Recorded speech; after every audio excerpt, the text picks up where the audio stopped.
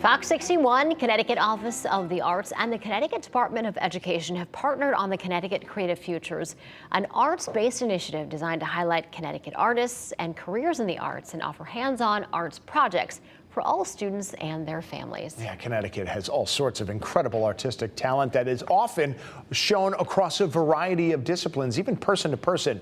Joining us now, the principal curator and director of the arts in Hartford and the founder of Sage Seeker Productions, Jasmin Agosto. Jasmin, thank you for taking the time to join us today. How are you? Thank you so much. I'm excited to be here and having a beautiful morning. Wonderful. And boy, there's a lot to talk about in the short time we have, but why don't we start with Sage Seeker Productions? Where did it come from and how has it blossomed to life now? Oh my goodness. I have been so grateful to be embedded in the arts from a very young age and encouraged to kind of develop my art form, but really it's come out of a long time of me being hungry to pull together communities from the suburbs, from the city, to come together, to gather, to be in open mic spaces. And as I continue to develop my arts organizing skills through college, through the Trinity International Hip Hop Festival and beyond, I was really hungry and seeking spaces for Black women, women of color to really take stage, take form. And so Sage Seeker Productions came out of this need to create this platform really for Connecticut-based, Hartford and New Haven-based artists to take up the stage, to gather together, to collaborate, and to be seen and paid well. Now, you started producing shows when you were just 15 years old. 15! You were a student at the Greater Hartford Academy of the Arts.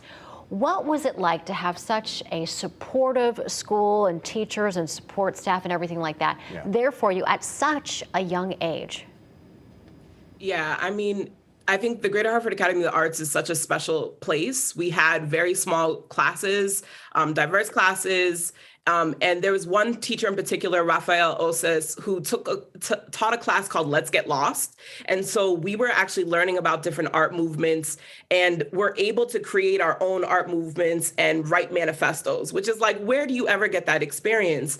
And from that, I developed this idea of collectivism and put together these shows that were literally just intergenerational potluck open mics, and finding a free space, finding a way to kind of get everybody together with very low cost.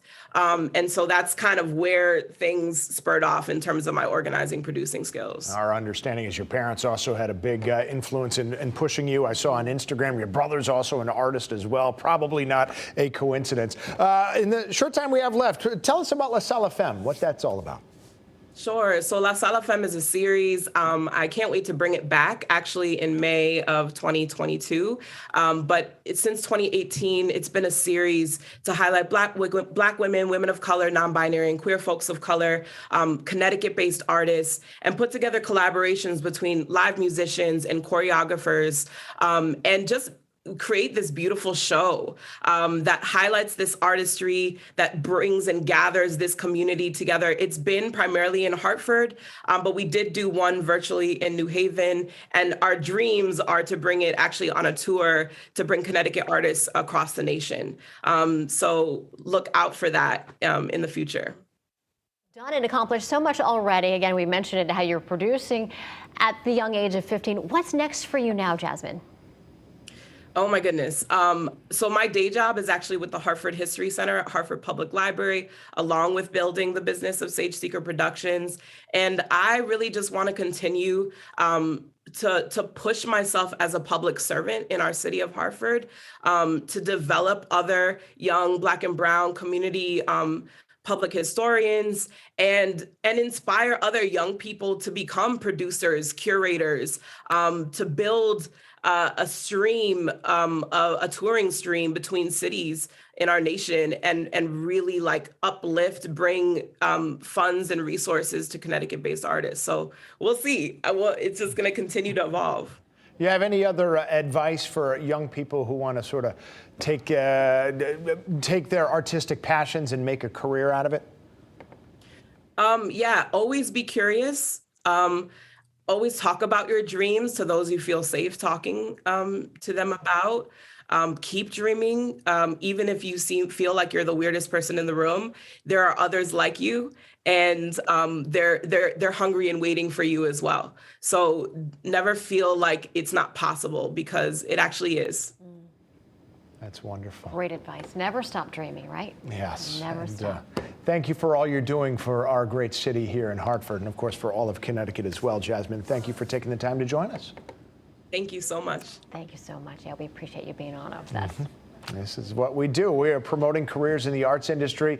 Connecticut Creative Futures will also include profiles of local artists and, just like we had with Jasmin, a live arts-themed interview every Friday here at 10 o'clock on the Fox 61 Morning News. So no matter what kind of artist you are or what kind of artist you want to become, and again, that can work across multiple disciplines, you can create your own creative future. Just go to fox61.com/CTArts to learn more.